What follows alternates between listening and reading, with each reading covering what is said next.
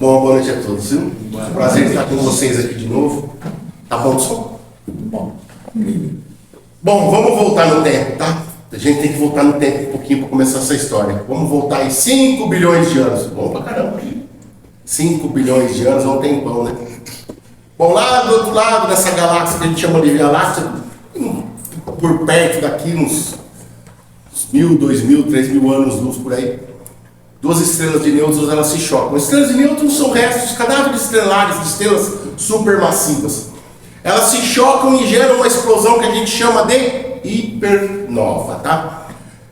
Por ser humano é a maior explosão conhecida no nosso universo. E essa explosão ela faz com que o tecido do tempo e espaço ele sofra ondulações. Calme, viu? Nós vamos chegar no espiritismo. Aí, essas ondas gravitacionais geradas por essa oscilação do tecido do tempo e espaço, ela percorre a galáxia e ela chega num lugar mais perto, onde a gente pode talvez conhecer, e abala uma nuvem molecular, uma nuvem de detritos e gases fria.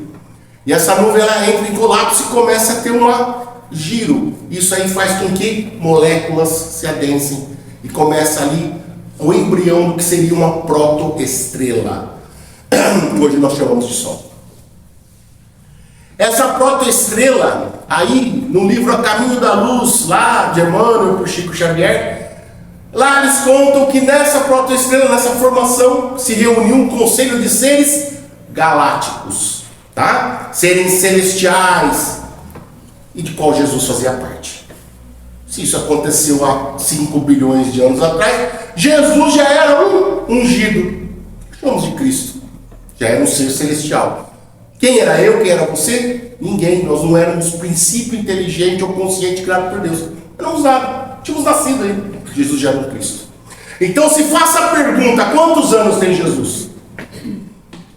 Os planetas que ele evoluiu, que ele nasceu, que ele foi, já não existem mais.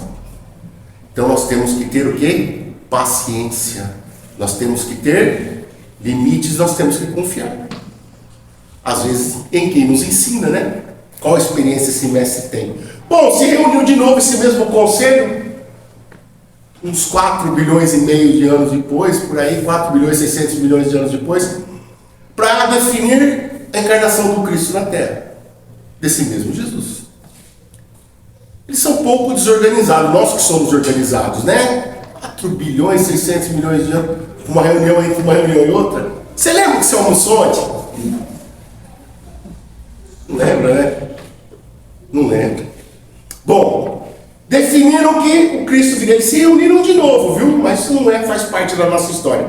E não é para boa coisa, viu, gente? É para regeneração. Bom, boa coisa, né? Não sei se nós vamos gostar do que vai acontecer, mas se reuniram de novo. Bom, esse homem se prepara por algum tempo para baixar ali a vibração dele, né? Esse homem, não, esse espírito, e encarna no corpo humano, nascendo ali numa manjedoura. Todo mundo deve conhecer a história. E nesse dia, os anjos cantavam no céu: aleluia, aleluia, aleluia. Bendito aquele que vem em nome do Senhor. Aleluia. E paz na terra aos homens de boa vontade. Esse mesmo Jesus, que nasceu naquele dia, iria usar no seu sermão do monte: paz na terra aos homens de boa vontade. Bem-aventurados os brandos e pacíficos, porque herdarão a terra. Era já um canto de amor nessa terra. Já era uma profecia. Ele vai crescendo, nós vamos aqui falar. Se a gente fosse contar o evangelho inteiro, nós tínhamos que fazer um seminário de vários dias, né? Bom, ele cresce nessa harmonização aí que nós estamos vendo. E um belo dia ele tem que começar o ministério dele. Certo? E ele vai fazer o quê? Procurar aquelas pessoas a qual ele já havia acordado antes, no plano espiritual, para ter o quê? Os pilares da Boa Nova aqui na Terra. E aí que começa a ficar interessante. Imagine esse homem caminhando, aquelas estradas de areia ali, né? Areia amarelinha, alguns pedriscos pretos, que davam acesso ao mar de Genezaré, mar de Tiberíades, lago de Genezaré, a mesma porção de água. Tamanho da Baía de Guanabara, não é maior que isso.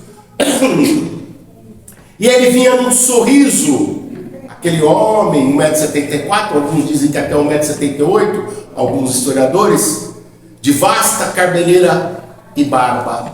Jesus era nazareno, não cortava a barba nem o cabelo. Eles paravam, mas não cortavam. Nunca viu? Dizem que a barba dele era de um tom dourado, os olhos claros. São os historiadores, eu não me importo com isso. Me importo com o magnetismo que ele tem. E ele vinha sorrindo por aquela estrada. As pessoas que passavam, algumas choravam, outros sorriam, outros não sabiam porque ele exalava aquele amor. E na mente dele ele vinha cantando o hino: eis que eu vos trago boas novas. O Evangelho do Cristo iria começar. Ele olha de cima do planalto que dava acesso ao mar de Genezaré, mar de Tiberíades, mar da Galileia. Não esqueçam, é uma poça d'água, mas uma poça d'água muito prolífera até no dia de hoje. E é tão interessante que o mesmo rio que enche esse mar da Galileia é o mesmo que enche o mar Morto. Olha as duas diferenças, né? Um tanta vida e o outro nada se cria. E ele olha lá de cima, vê as barcas paradas na areia. Ali sim, uma areia um pouco mais densa, mais negra, com pedras grandes. E ele vem descendo, vai até ali, a areia ali que margeia o lago. Vê uma barca, chega perto dessa barca, há dois homens, há um homem baixinho, os bíceps muito avançados, na faixa dos seus 40 anos, e um outro homem um pouco mais novo, ao fundo também mexendo com as redes. Ele olha para o primeiro, que olha para ele, não entende, vê aquele homem olhando, sorri. Desça daí, Simão Bar-Jonas. Largue suas redes, Simão, e venha comigo pescar almas para o reino de Deus. Simão não titubeia, ele desce com um sorriso. Ele desce e vai ter ao encontro daquele que o chama. Traga seu irmão André. André também pula da barca, joga as redes longe. Começam a conversar. Provavelmente já se conheciam. Ali são perto as cidades. Provavelmente já se conheciam. Mas ali era um novo conhecimento. Era alguma coisa que aflorava. E eles começam ali a falar, a conversar. Jesus vai lhe falando coisas da boa nova. Caminham até uma outra barca que está um pouco mais distante. Lá, dois homens também. Um menino na faixa de 17, 18 anos e um homem mais velho, alto. Ele diz para aquele menino: João, venha comigo, João. Venha comigo implantar aquele que será o reino de amor na terra. João não titubeia. Venha, Tiago. Estamos falando de Tiago Maior. Tiago Maior também. Pulam os dois, se juntam àquele grupo. E aí eles começam o quê? Acho que é comemorar junto. Imagine o magnetismo que tinha esse homem. E aí faça-se a pergunta: se ele aparecesse aqui agora, na nossa frente, no seu corpo espiritual, vamos pegar um pouco mais leve, ficaríamos cegos, Jesus, em seu corpo espiritual. Vamos que ele se aparecesse aqui, materializado à sua frente, e falasse: vinde a mim, vós, que sofreis e estáis sobrecarregados. Tomai sobre vós o meu jugo, o meu fardo é leve, o meu jugo é suave. Eu sou humilde e puro de coração. Vinde a mim, você iria? Aí uma boa pergunta, né? Você largaria tudo como um apóstolo e seguiria aquele homem pedindo à sua frente? Ele faz isso todo dia para você. Vinde a vós o vosso reino quando você ora. Se ora. Essa que é uma questão. Sabe, se orar de manhã é bom. Talvez não vai dormir encarnado. Ore. Hora que for dormir, não sabe se vai acordar encarnado. Pelo menos bateu o ponto. E é importante. Vinde vós a mim e eu vos aliviarei. Eu vos dessobrecarregarei. Você iria. Aqueles homens ali largaram tudo, não apóstolos. Os apóstolos é aquele que abdica para seguir alguém. Mas Jesus não tinha só apóstolos, Jesus também tinha discípulos, né? Discípulos dos discípulos, era uma bela de uma caravana. E eles ali continuam no seu caminho, vão até a cidade de Cafarnaum. Em Cafarnaum, eles passam em frente a uma coletoria. Coletoria, grana. Os romanos, ali havia um publicano. Jesus olha para aquele publicano e fala: atrás ali, de um cercado, alguma coisa, preocupado com as coisas do mundo, né? Mexer com o dinheiro romano era um negócio complicado. E ele fala: Mateus, matai. Ô Mateus Levi, levanta-te agora e segue-me. Vamos contabilizar almas para o reino de Deus. aquele publicano levanta, não contesta, começa a segui-lo. Que magnetismo tinha esse homem, né? E ele faz isso todo dia, né? Onde vós estiveres reunidos em meu nome, eu estarei convosco. Ele está te chamando. Vinde a mim, vós que estáis sobrecarregados, vós que estáis infelizes, vós que estáis pedindo ajuda, vinde a mim. Aí você decide. E aí, se eu for contar a história dos apóstolos, vamos ficar aqui até amanhã. Então, isso não é a nossa questão. Já naquele tempo, e hoje, muitos são chamados e poucos são os escolhidos, porque a gente nega o fato, às vezes não quer, nosso livre-arbítrio que impera. Naquele tempo não era diferente. Jesus andou ali por todas as regiões da Judéia, da Galiléia, da Samária, entre todas as outras regiões ali, pregando esse evangelho de amor com aqueles que ele foi buscar para ajudar a plantar os pilares, os pilotis do evangelho do nosso Senhor, a sua boa nova. Dizem que dizem que ele subiu num dos evangelhos, dizem que ele desceu no outro. Não importa se ele subiu ou desceu. O que importa é que quando ele bradou, que ele abriu a sua boca e soltou os versos de amor do Sermão da Montanha, o mundo se tornou um lugar diferente. O próprio Gandhi diz que se toda a literatura canônica do mundo desaparecesse e só ficasse o Sermão do Monte, o mundo já teria valido a pena. E era um hindu. Era um hindu. E nesse Sermão do Monte, enquanto as pessoas ouviam e disse: bem-aventurados os pobres pelo Espírito, pois é deles o reino de Deus. Bem-aventurados os misericordiosos, porque obterão misericórdia. Bem-aventurados os brancos e pacíficos, porque herdarão a terra. Bem-aventurados os puros de coração, porque verão a Deus. Bem-aventurados aqueles que forem perseguidos em meu nome, porque serão pacificados. Bem-aventuranças, tem tantas outras, mas o importante é lembrar e fazer a lição de casa. Chegar em casa, abre o evangelho e leia. Porque se eu não ler e der tudo para vocês aqui, falta interesse. Leiam o Sermão do Monte. Como lição de casa, como lição de vida, que ali está todos os ensinamentos que esse mestre pregou. Faça-se a pergunta: quantos anos tem Jesus? O livro dos Espíritos diz que é o maior ser que já pisou na terra encarnado, guia e modelo da humanidade. O mestre. Mestre, aquele que tem a te ensinar alguma coisa, porque quando você não era nem criado, ele já era um Cristo. E eles continuaram andando, desculpem gente, é bem isso, tá?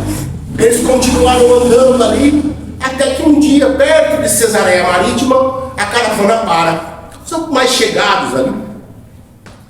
Havia uma pérgola grega, pérgola, uma abóboda ali, com roseiras e outras árvores ali, talvez tamarindeiros, cedros do Líbano, um lugar, um jardim, uma praça, onde as pessoas iam ali para tocar, para cantar, para declamar poesias. E nessa pérgola Jesus parou, era o final da tarde, o sol já vinha se pondo. Ele pede a todos que acompanhavam ele para ir à cidade comprar mantimentos, que ele ficaria em meditação com o Pai.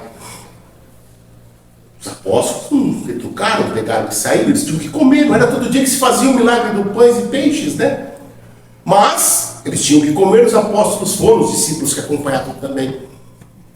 Era um local onde se passava muita gente, era um caminho largo que dava acesso a Cesareia Marítima.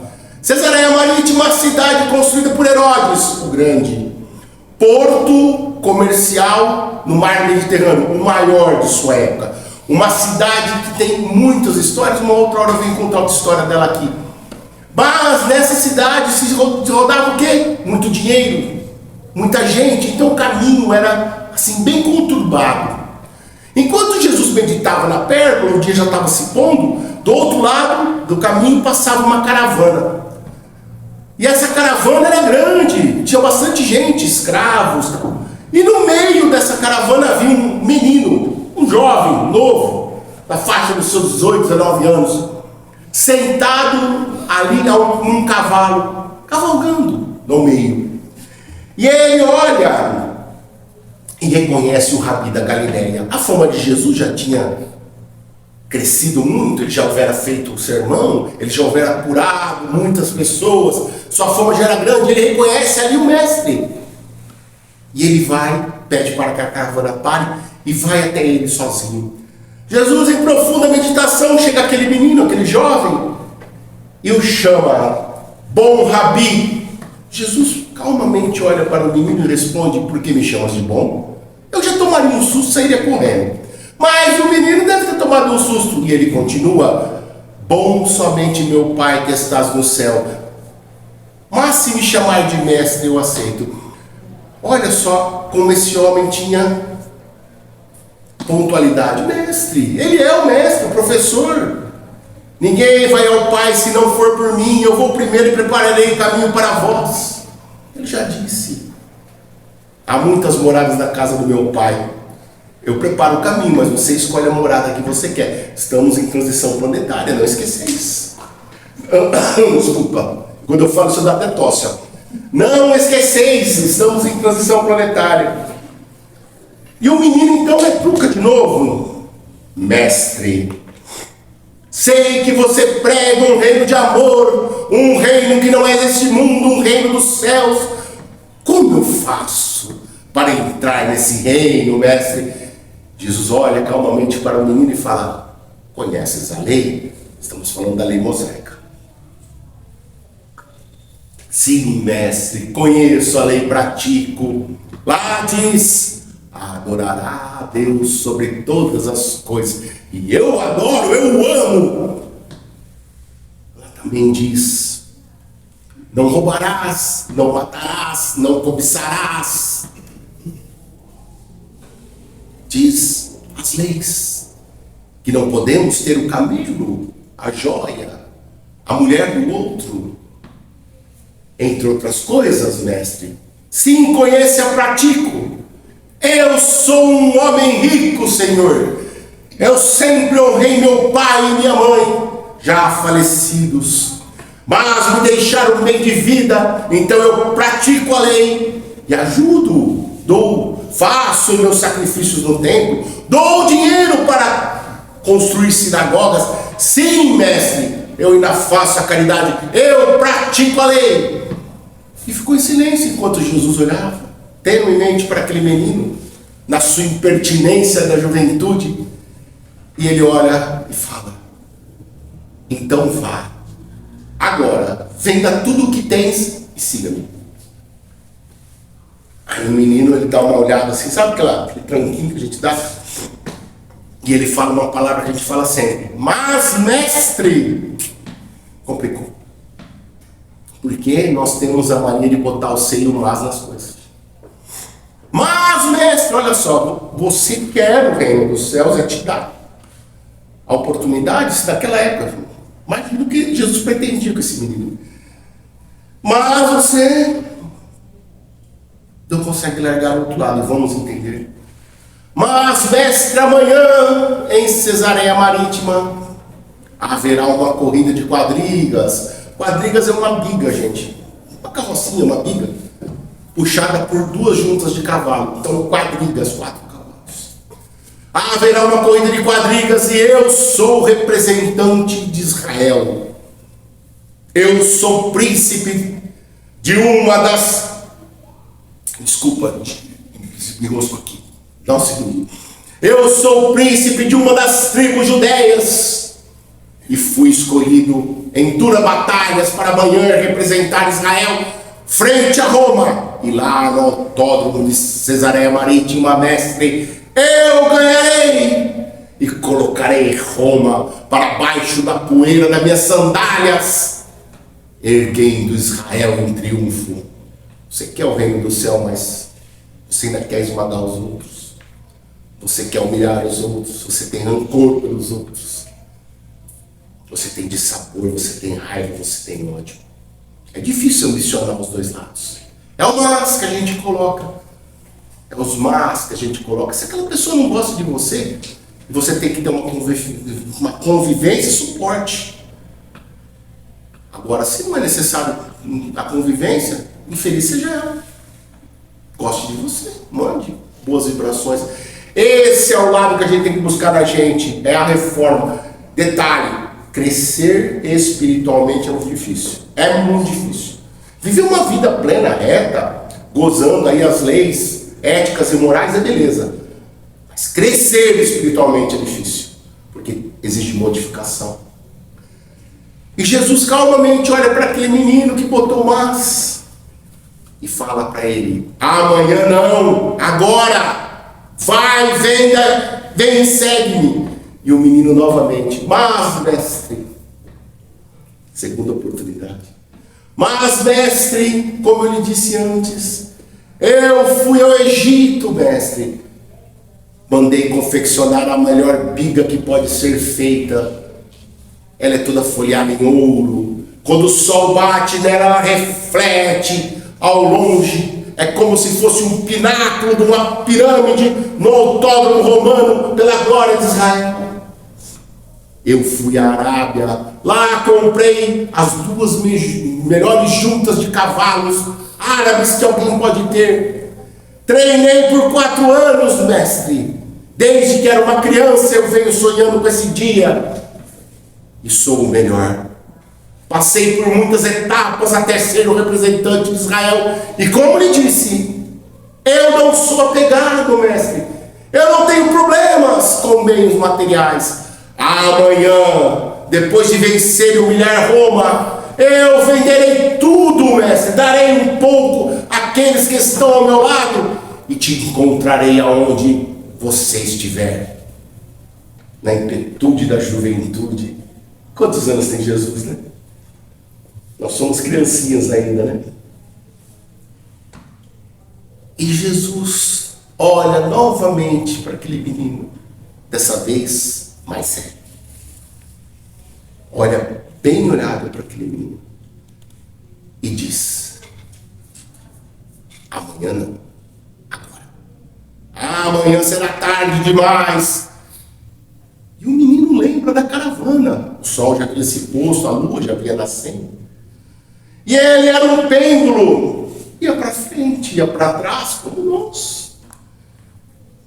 Você quer o mundo espiritual, mas ao mesmo tempo não consegue largar nada do mundo terreno. E não sabe aquela máxima: ajude-te e o céu te ajudará. Bateis e abrirá, buscais e acharei. Mas antes disso tudo, ajude-te para que o céu te ajude. Você tem que largar alguma coisa. Você tem que fazer alguma mudança. E ele lembra da caravana que estava indo a um palácio, onde seria tramado ali as regras para a corrida do outro dia. E ele não sabe se segue aquele homem ou vai para o palácio. Ele olha ao fundo, aí na luz da lua que surge, ele vê aquela comitiva de apóstolos chegando. E ele olha para o mestre, vira-lhe as costas e diz: eu te encontrarei aonde estiveres, mestre. Confie em mim. E segue com a caravana. Jesus fica ali. Os apóstolos chegam. Aí ele chora. Ele está chorando, triste. E os apóstolos chegam, algum deles olhou para ele e disse: por que choras, mestre? E ele teria respondido: como é difícil um rico entrar no reino de Deus. Daí que surge que é mais fácil passar um camelo por uma agulha do que um rico entrar no reino dos céus. Agulha é o buraquinho da fechadura naquela época, tá? Vamos dividir essa frase. Sim, eu também concordo com o mestre, que a prova da riqueza é a mais difícil que há. Concordo. Porque o dinheiro corrompe. O dinheiro te faz ser cúpido. E aí fica difícil. É muito corrosivo para a nossa existência ainda, que somos o quê? Espíritos imperfeitos ainda. Nadando nessa podridão que ele mesmo disse, né? Ossos caiados. Ossos podres por dentro e sepulcros caiados por fora. Somos assim. Não somos fariseus, não. Quanta podridão tem um espírito que nos anima. Podemos fazer a diferença ainda nessa vida. Mas quanto que nós carregamos? Talvez encarnado, não sabemos. É sim uma prova muito difícil. Mas Jesus não falava disso. Jesus falava o quê? Da impertinência ao qual nós todos estamos. Das riquezas do egoísmo e do orgulho. As joias do ciúme, o dinheiro da prepotência, os tecidos caros, né? Do ciúme, dos perfumes raros, da desobediência. Jesus falava o quê? Dessa podridão que existe em nós. Não tem outro termo. Podridão. Por quê? Porque nós gostamos de jogar para baixo do tapete. Nós gostamos de esconder essas faces que nós conhecemos, fora as que a gente não conhece. Pegue a sua casa e deixe uma semana sem tirar o lixo. Detalhe, põe lá um pouco de cebola, o resto de frango, um pouquinho de sangue daquela que veio do mercado. Deixa lá uma semana, depois abre o lixo e cheira. Ai, que delícia! Você tem que tirar o lixo da sua casa para que ela se mantenha limpa. Você tem que fazer o mesmo com você para se manter limpo. Como você faz é conforme as suas obras. Não sou eu que vou te falar. É você que vai ter que buscar. Conforme aquilo que você planta e você colhe. Essas joias raras que nós colecionamos é que nos fazem o quê? Ainda estarmos aqui. Você tem a chance de estar aqui no mundo melhor que vem aí para frente. Mas aí é uma escolha que você faz. Quanto você coleciona desse lado ou desse lado, não importa se é a mão esquerda ou direita, mas quanto que você ambiciona do reino de Deus em você e quanto você ainda quer de mamão na sua vida. Isso é uma escolha sua. No outro dia, amanhece. Em Cesareia Marítima há uma balbúrdia. Imaginem como que era uma festa romana se vem dos romanos pão e circo. Vocês imaginem como estava à frente. Esse autódromo de corrida ainda existe, as ruínas. Quem quiser dar um Google e olhar, Cesareia Marítima é uma, digamos assim, que é um lugar bem turístico para quem gosta de ver ruínas, tá? Mais ou menos ali, como as cidades de Herculano e Pompeia. É bem preservada ainda as ruínas ali. E aí você pode ver restos do autódromo, o teatro romano está intacto. Tem muito lugar legal lá para quem gosta de ver no Google. Eu não tenho dinheiro para viajar, então tem que ficar olhando no Google, tá? Eu não sei se alguém mais é assim, mas por mim é assim. E lá em Cesareia Marítima, no autódromo romano, de um lado, Israel em peso.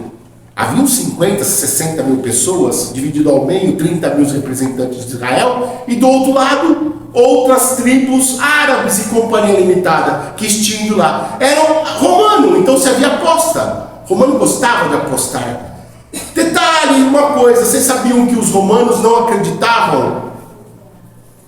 Eles não acreditavam, eles achavam que o destino já tinha sido cumprido, eles não acreditavam que você podia mudar a sua vida. O que aconteceu já era predestinado e iria acontecer de qualquer forma. Eles não acreditavam na vida após a morte. É um negócio interessante, né? Mas acreditavam em jogo, acreditavam em diversão. E lá estavam para isso. E aquele menino ao meio ali da pista de corrida, do lado ali, todo Israel fremendo, aqueles convidados, porque era uma ocasião de convidados, devia ser caro o ingresso. Do outro lado, uma torcida contra. E no meio da arena ali os representantes de 7 a 8 bigas coladas. A do menino ao meio, no centro, que era a melhor pista para se largar, reluzia naquele dourado que ela tinha com o sol que brilhava. Aquela converseira, aquele barulho, vai se abrandando, se abrandando, se abrandando. O chofer toca, aquela cornetinha, sabe? Aquela cornetinha que tem. E quando toca, o menino dá o sinal aos cavalos, puxa aí o chicote e arreia-os. Eles saem disparada. Realmente ele tinha o melhor conjunto. Ele olha para trás, já vê que já está longe daqueles que são seus perseguidores. Ele ri, sorri, Israel fleme. E ele em sua cabeça, eu vou esmagar Roma. Eu colocarei Israel no topo e Roma, onde ela merece, embaixo das nossas sandálias. Isso era uma ofensa naquela época. E ele passa em primeiro lugar. Imagine a agitação do lado ganhador, que todo mundo vibra, aquela vibração, aqueles gritos chegam a ele. Na sua cabeça, eu vou ganhar, eu serei o primeiro em Israel a realmente humilhar Roma. Dentro de sua casa ele vai com esse pensamento. À frente de todos, ele olha para trás, não vê ninguém. Faz a segunda volta, novamente ele olha para trás para conferir. Esquece de olhar para frente. Há um retardatário à sua frente. Ele, no ímpeto, não consegue. Puxe as redes, mas já não há tempo. Se atropelam. Você sabe como eram as brigas naquela época? Elas tinham hastes, lanças e rodas afiadas de ferro na lateral. Ele é jogado ao centro da pista, aí ele olha para trás e realmente vê os outros que vêm. Os outros não têm tempo de parar. Enquanto ele coloca a mão sobre a cabeça, ele passa por cima. Ele é cortado ao meio praticamente. Ele olha para aquele corpo cortado, aquela névoa que se faz, o frio que vem daquele corpo. Ali ele começa a sentir o frio da morte, aquela névoa cinza. E ele vai lembrando das palavras daquele homem que um dia antes lhe dissera no final de uma tarde: amanhã não, agora.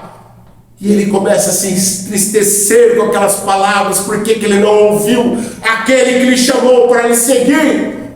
E dois braços luminosos se estendem no meio da névoa cinzenta e começam a tomar forma. Aqueles dois braços vão aquele menino que está sendo puxado pelos seus escravos, metade de um corpo para o lado, a outra é retirada da pista, e aquele corpo no meio inerte, deitado, não entende. Mas aqueles braços o pegam pela mão, o puxam até a face, olha nos seus olhos e fala: dai-me a tua alma, dai-me a tua alma, agora que teu corpo não serve para nada, dai-me a tua alma. Porque aquele que crê e confia em mim, mesmo morrendo, viverá. Amanhã não, agora. Que Deus abençoe.